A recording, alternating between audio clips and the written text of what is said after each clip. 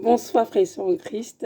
Soyez richement bénis dans le nom puissant de notre Seigneur, qu'il vous comble de son amour profond et qu'il vous accorde une pleine espérance en ces temps de la fin. Oui, il est bien important de réaliser que nous sommes dans les temps de la fin, que notre Dieu revient bientôt et que c'est important de se préparer. Oui, de se préparer, parce qu'il y a dans Matthieu 24, verset 44, tenez-vous donc prêts, car vous ne savez pas l'heure ni le jour auquel Dieu viendra. Donc c'est important de se préparer tous les jours pour être prêt pour son retour afin de faire partie de ceux qui seront enlevés. Aujourd'hui, je vais continuer l'enseignement sur la sanctification parce que c'est un sujet très important. Pourquoi? Parce que il est écrit dans Hébreux 12, 14, recherche ta paix avec tous et la sanctification sans laquelle personne ne verra le Seigneur. Donc il est clair et évident pour tout chrétien, tout véritable chrétien, que sans la sanctification, on ne pourra pas entrer au ciel, on ne fera jamais la face du Seigneur. Donc c'est important que chaque chrétien, en ce temps de la fin, s'applique à se sanctifier, à mettre sa vie en ordre, afin vraiment de pouvoir faire partie de ceux qui seront enlevés lors de l'enlèvement de l'église de Jésus de Nazareth. Donc voilà, nous allons donc continuer l'enseignement dessus. J'ai fait une vidéo, deux vidéos là-dessus sur la sanctification, ce que c'était et ce que j'attendais de nous. Et aujourd'hui, je vais parler de la sanctification, et je vais aussi de la sanctification et de vêtements. Et aujourd'hui, je vais parler de la sanctification et des relations. Oui, dont le titre est intitulé Ta sanctification et tes relations. Mes frères et sœurs en Christ, c'est important de savoir que notre Dieu est un Dieu saint. Il a dit soyez saints car je suis saint. Donc, il nous invite tous à la sainteté. Et tout ce que dans la Bible, de long en large, Dieu continue de nous interpeller à la sanctification parce que se sanctifier, c'est vraiment, comment dirais-je, une, je dirais, un exercice fondamental pour tout chrétien. Donc, nous devons vraiment nous exercer à cela tous les jours, à nous séparer avec tout ce qui est mal, tout ce qui est péché, tout ce qui est abomination, afin d'être dans la lumière, dans la pureté du Seigneur. Il y a beaucoup de chrétiens qui, je sais peut-être à cause de l'ignorance ou bien à cause des mauvais enseignements, pensent qu'ils peuvent être enfants de Dieu et entretenir une relation avec n'importe qui. Non, ce n'est pas vrai chrétien. Les relations sont nées du cœur du Seigneur. Les relations que nous avons dans nos vies doivent glorifier le Seigneur.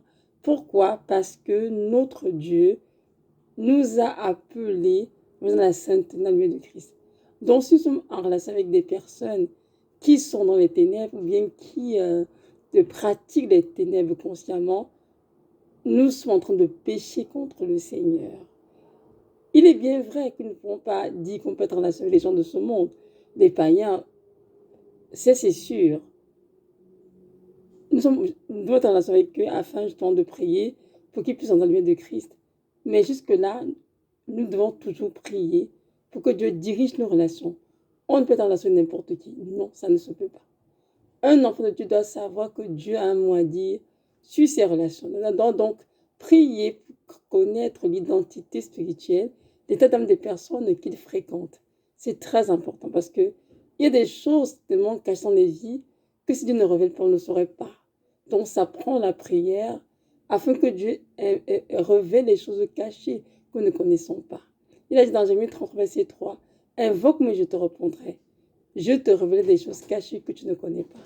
Donc, ça veut dire des choses cachées que toi et moi nous ne connaissons pas. Il n'y a à moins que Dieu les révèle. Donc, c'est important qu'on apprenne de Dieu avant d'entreprendre une relation, elle doit prier. Vous savez, c'est quoi l'état d'âme de la personne avec qui il veut être en relation. Et une fois que Dieu te montre, Dieu te dira s'il est d'accord ou pas. Amen.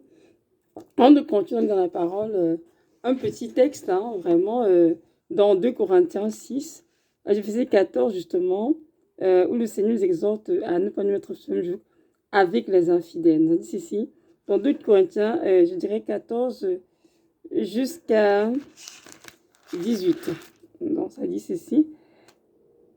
Ne vous mettez pas avec les infidèles sous un joug étranger. Car quel rapport y a-t-il entre la justice et l'iniquité? Ou qu'y a-t-il de commun entre la lumière et les ténèbres? Quel accord y a-t-il entre Christ et Bélial? Ou quelle part a le fidèle avec l'infidèle? Quel rapport y a-t-il entre le temple de Dieu et les idoles? Car nous sommes le temple de Dieu vivant. Comme Dieu l'a dit, j'habiterai et je marcherai au milieu d'eux. Je serai leur Dieu et ils seront mon peuple. C'est pourquoi sortez du milieu d'eux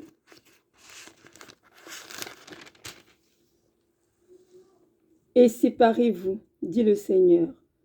Ne touchez pas à ce qui est impur et je vous accueillerai. Je serai pour vous un père et vous serez pour moi des fils et des filles, dit le Seigneur Tout-Puissant. Amen, parole du Seigneur. C'est un passage dans le livre de Corinthiens que Paul utilisait justement pour exhorter les Corinthiens à ne pas se mettre jusqu'à les infidèles. Qui est l'infidèle? L'infidèle, c'est une personne qui ne croit pas en Dieu, en Jésus de Nazareth, qui vit sa vie comme s'il n'existait pas, qui est païen tout simplement. C'est l'infidèle. Et le fidèle, c'est qui? Le fidèle, c'est celui qui a choisi de nous servir au Seigneur, de marcher à sa suite et de faire la volonté de Dieu dans sa vie. Ça, le fidèle. Et ici, Dieu dit, pardon, excusez-moi, au verset 14 de 2 Corinthiens 6, ne vous mettez pas avec les infidèles sur un joug étranger.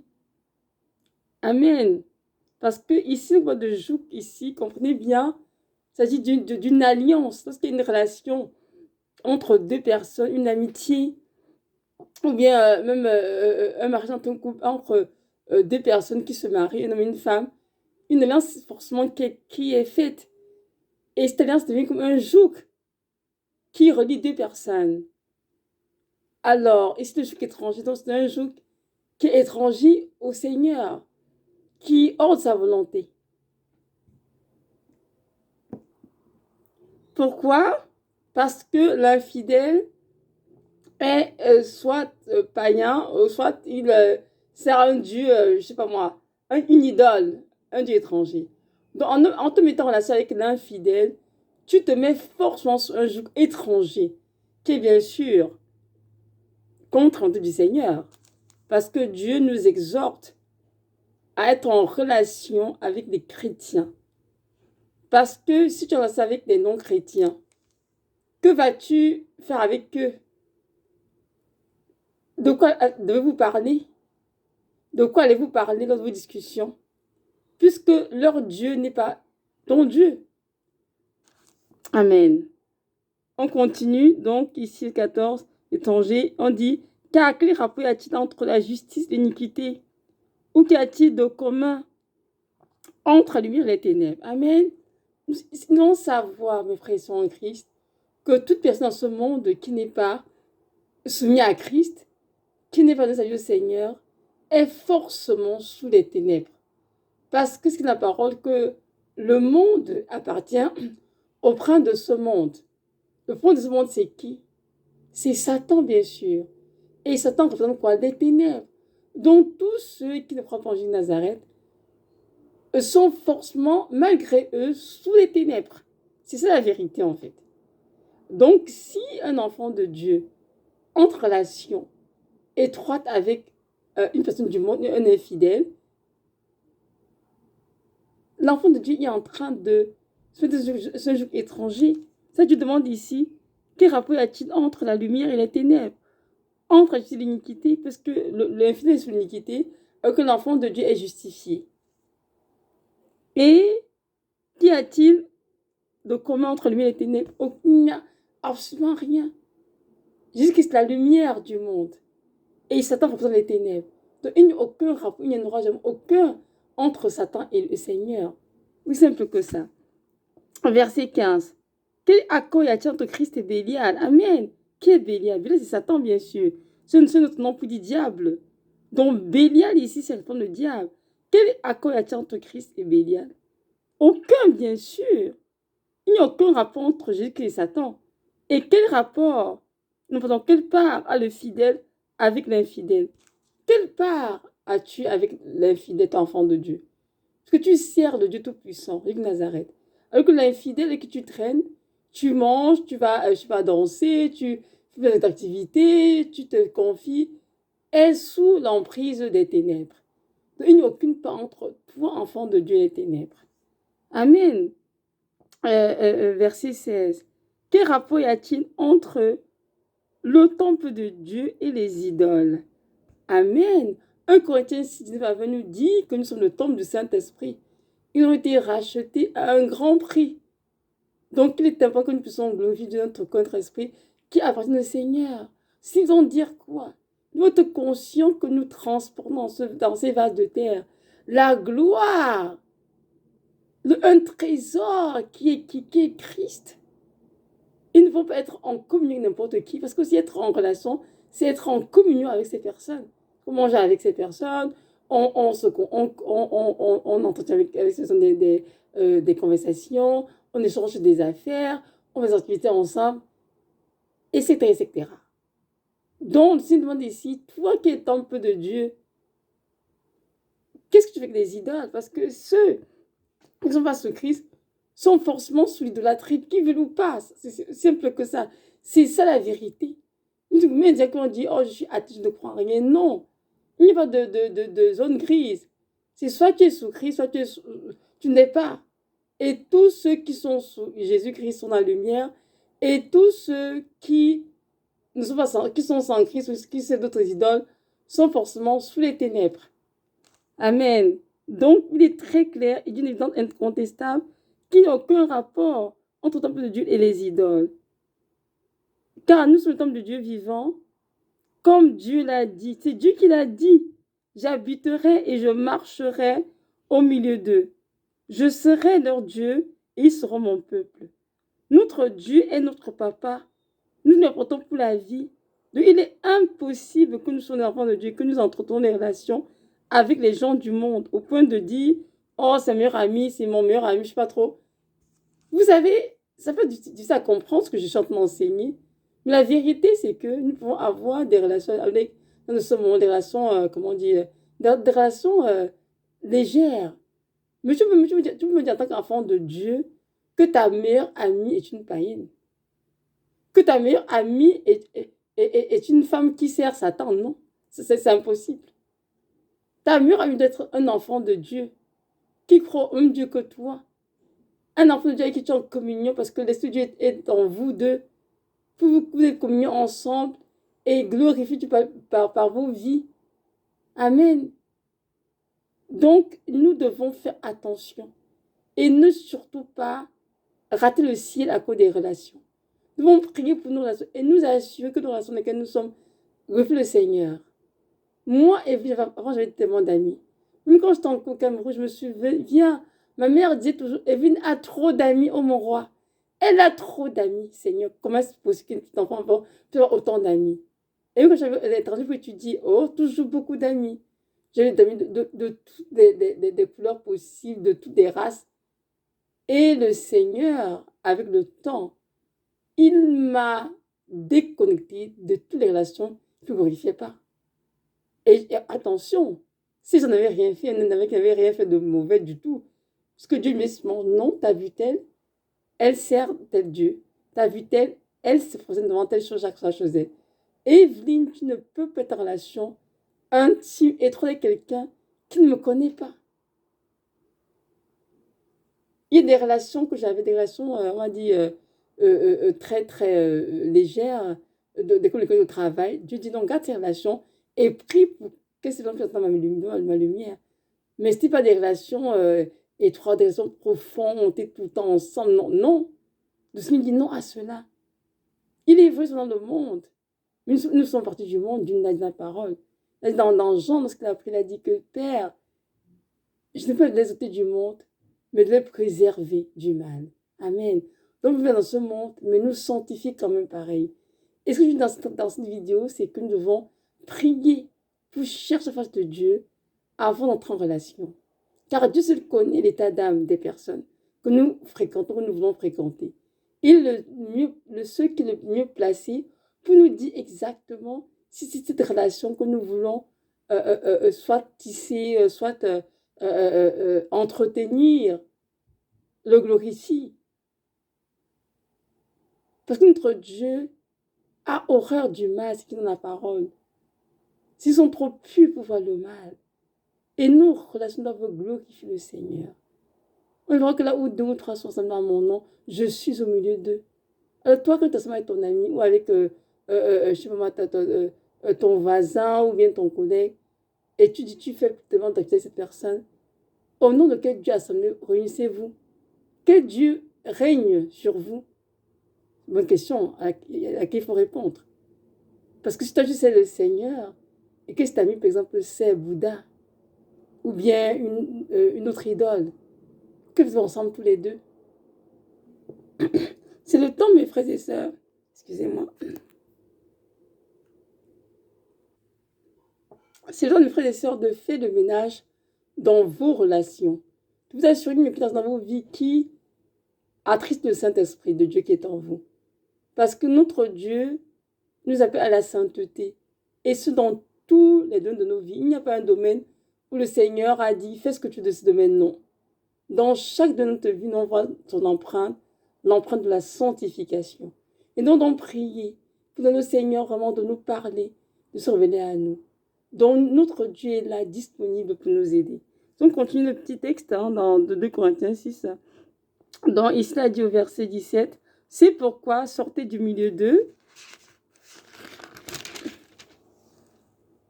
et séparez-vous, dit le Seigneur. Ne touchez à rien. Non, ne touchez pas à ce qui est impur, pardonnez-moi. Et je vous accueillerai. Je serai pour vous un père, et vous serez pour moi des fils et des filles, dit le Seigneur Tout-Puissant. Amen. Le Seigneur dit, sortez du milieu d'eux. Sépare de tout ce qui est impur. Que ce soit une relation, que ce soit le fait que tu fasses une église de bâtiment, une église de maison, mais dans laquelle les choses qui sont enseignées sont des fausses choses, dans laquelle les personnes qui enseignent, le pasteur, c'est au notre Dieu que j'ai Nazareth. Je te dis, sors de toutes ces choses. Mets-toi à part et sanctifie-toi pour mon retour. Là, qui sera pour toi un père, et il sera pour lui une fille. Donc, c'est temps pour nous de nous réveiller, de comprendre que c'est le temps de se séparer de tout ce qui est impur et de faire le ménage dans nos relations. C'est la parole, je ne sais pas toujours qu'il a dit d'ailleurs, je sais pas dans quel verset, je me suis dans Corinthiens, ne vous trompez pas, les mauvaises compagnies corrompent les bonnes mœurs. Et c'est vrai. Vous savez, quand on est plus jeune, on dit souvent, dis-moi qui tu marches, je te dirai qui tu es. Amen. Ah oui. Car juste avoir ce qui tu marches peut donner une idée de qui tu es en tant que personne. Si vous dites beaucoup de choses, mes frères et sœurs, nos relations doivent glorifier le Seigneur. Et j'aimerais être précis dans cette vidéo. Je ne vais pas dire dans cette vidéo qu'on ne peut pas avoir de relation avec les gens de ce monde. C'est-à-dire les gens qui sont païens. Non, parce que je veux dire. Ce que je veux dire ici, c'est que les personnes des païens doivent être ordonnés et approuver le Seigneur. Et le Seigneur, il faut prier. Tout le monde doit être en relation avec des satanistes, des sorciers, sorcières, sans s'en rendre compte. Parce qu'on veut prier pour eux. Non. Il faut prier. Il faut dire, Seigneur, parle-moi de tel frère, de telle soeur, parle-moi de telle personne qui va être en relation. Et Dieu va se révéler à toi et te montrer clairement qui est telle personne et que fait telle personne.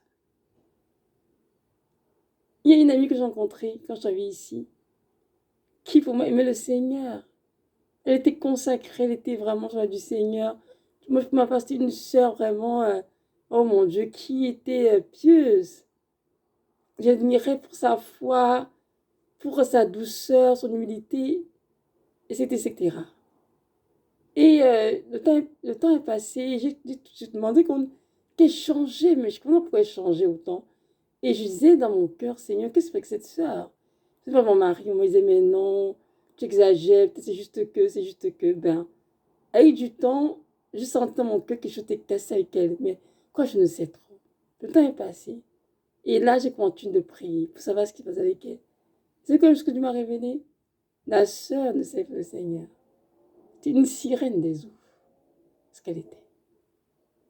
Et c'est pour ça que quand j'ai commencé à marcher le Seigneur, j'ai commencé à se sentir inconfortable près d'elle. Quelque chose n'allait pas. Je ne sais pas trop ce que c'était. Mais en fait, c'était ça le problème. C'est qu'elle était sous un autre Dieu, une idole, en fait, tout simplement. Elle s'est venue sous Seigneur Nazareth. Donc, quand tu fais de Jésus, tu fais juste des apparences. Mais en fait, dans son cœur, elle, c'est notre Dieu. Et Dieu m'a dit, je veux que tu arrêtes cette relation et ce rapidement. Et vous, ça a été facile. Quand j'ai coupé le point avec cette fille et que j'ai commencé à prier, ou briser les liens entre elle et moi, c'était pas évident. Je faisais des rêves terribles où elle était soit en forme de sirène, soit en poisson, soit toutes de choses, puis m'attaquer spirituellement parlant. Tu m'as dit, évite cette relation impure qui va te souiller. Je veux que tu arrêtes cette relation. Et je l'ai fait, grâce de Dieu. Dieu merci. Pour vous dire, mes frères et sœurs, les personnes que nous voyons dehors, parfois nous séduisent de leur apparence, mais au fond de leur cœur, sont vraiment, comme la parole, des loups ravisseurs en mettant de brebis. Donc, ceux qui ne prient pas en ces temps de la fin, pour discerner avec qui il marche, avec qui il mange, avec qui il se tient, avec qui il parle même, à qui tu te confies, tu ne sais pas, hein? C'est très grave. C'est pourquoi nous devons prier beaucoup pour nos seigneurs, non seulement de nous parler de nos relations, mais aussi de nous parler des églises que nous fréquentons. Oh oui. C'est quoi l'état d'âme des églises que nous fréquentons, mes frères et sœurs? Qui est le pasteur? Est-ce que tu es sûr qu'il c'est vraiment Jésus-Christ? Parce que dit Jésus, c'est autre chose, hein? Mais le servir vraiment, ça c'est autre chose. Ah oui. Il y a beaucoup d'hommes et de femmes qui utilisent Jésus comme couverture pour pratiquer des ténèbres à fond. Nos églises sont remplies de ces pasteurs, de ces femmes de Dieu. Oh oui, j'en ai vu beaucoup. Donc c'est important de prier parce que si tu vas dans une église où le pasteur pratique, oui, c'est Satan, mais tout dimanche il parle de Jésus, tu peux être sûr que tu seras souillé. Il se vient d'ici au verset 6, non, au verset, 17 de 2 Corinthiens 6, sortez du milieu de et séparez-vous, dit le Seigneur. Ne touchez pas à ce qui est impur. Zacharie. Oui. Les relations qui soient de Dieu ou les relations entre les personnes qui pratiquent les œuvres de ténèbres nous souillent, malheureusement. Excusez-moi. Nous savons que notre Dieu revient bientôt. Il a dit dans la parole qu'il revient chercher une église glorieuse, sans tache ni ride, dont chaque chrétien s'affaire à sa robe, dans son agneau tous les jours de la repentance. Vous êtes prêts pour ce grand jour. Et aussi, venez de ces relations. Et ne gardez que les relations que Dieu désire et qu'il garde dans le but, bien sûr, de soit édifier les personnes qui en est, soit amener au salut, le gloire de Dieu. Donc, comprenons aujourd'hui qu'un enfant de Dieu, qui est évidemment chrétien, qui a compris l'œuvre de la croix, ne peut pas dire ma meilleure amie est un païen ou bien est une personne qui essaie les ténèbres. Mais mon meilleur ami est un païen, non. C'est impossible. Parce qu'il n'y a rien entre toi qui est le temple de Dieu et les idoles. Il n'y a rien entre la lumière et les ténèbres. Il n'y a pas de commun accord entre la lumière et les ténèbres. Il n'y a pas de rapport entre Christ et Bélial. Absolument pas. Donc prie pour avoir des amis ou des frères et des sœurs en Christ qui craignent le Seigneur véritablement. Et dans le Seigneur, de t'ordonner dans ta vie des connexions divines, des connexions qui rendent gloire à son nom. Notre Dieu est un Dieu puissant, merveilleux.